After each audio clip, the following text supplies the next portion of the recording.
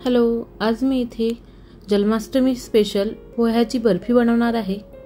आपण नेहमी खुल्या पोह्याचा प्रसाद बनवतो किंवा काही वेगळा प्रसाद बनवतो, त्यापेक्षा या जन्माष्टमीला तुम्ही पोह्याची बर्फी बनवून बघा। तुम्हाला पण खूप आवडेल आणि कान्हाला पण खूप आवडणार। इथे मी 1.5 वाटी या वाटीनी पोहे घेतले आहे आणि ते मी पूर्ण छान बारीक करून घेतले। बघा या प्रकारे थोडे रवाळच असतात, तर तुम्ही या प्रकारे बारीक करून घ्या। थोडे रवाळ असले तरी पण चालेल। तर हे पूर्ण पोहे मी यामध्ये काढून घेतले आहे आणि इथे मी 60 ग्रॅम मिल्क पावडर घेतलेला आहे। या ठिकाणी थोडा कमी सुद्धा झाला तरी चालेल, 50 ग्रॅम पण तुम्ही वापरू शकता। जर वाटीने मोजलं तर अर्धे वाटी एवढा येऊन झाला। तुम्ही एकच प्रमाण ठेवा। इथे मी या वाटीचं प्रमाण ठेवलेलं आहे। जर तुम्ही कोणत्या कपनी मोजत असाल तर कपाने सुद्धा घेऊ शकता तुम्ही। इथे मी 1.5 वाटी दूध घेतलेला आहे। जेवढा आपण पोहे घेतलो तेवढं दूध घ्यायचं आणि पाऊण वाटी साखर घेतलेली आहे। मी दुधाच्याच वाटीमध्ये घेतली, त्यामुळे थोडी साखर या वाटीला चिपकलेली आहे। हे पूर्ण काढून घेतलं मी आणि याला छान विरघळवून घेत आहे। गॅस चालू आहे हा, आणि यामध्ये साखर विरघळलेली आहे। यामध्ये वेलची घातलेली आहे मी, आणि इथे जो मिक्स आपण केलेला पावडर होता पोह्याचा आणि मिल्क पावडरचा, तो पूर्ण मिक्स करून घेतलेला आहे ते मी यामध्ये घातलं आहे। याला छान मिक्स करत राहायचं। पोहे लवकरच घट्ट येतात, तर हे थोडं काम खूप घाईने करावं लागते आणि गॅस हा लो मीडियम वरती आहे आणि याला मिक्स करत राहायचं या प्रकारे।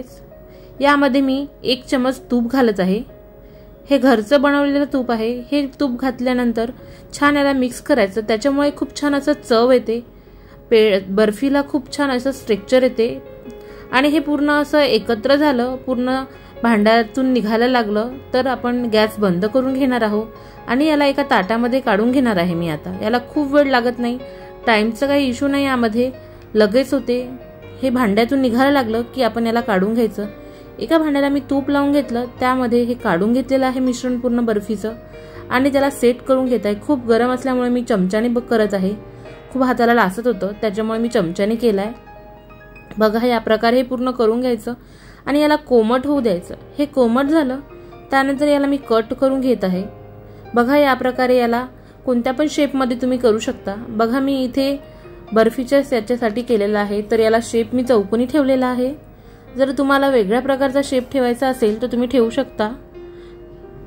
इथे मी याला ड्रायफ्रूट्स लावलेले आहे। इथे पिस्ता लावला आहे मी। बघा या प्रकारे बर्फी सेट झालेली आहे। याला 1 तास मी असंच ठेवून दिलं, पूर्ण थंड होऊ द्यायचं आहे।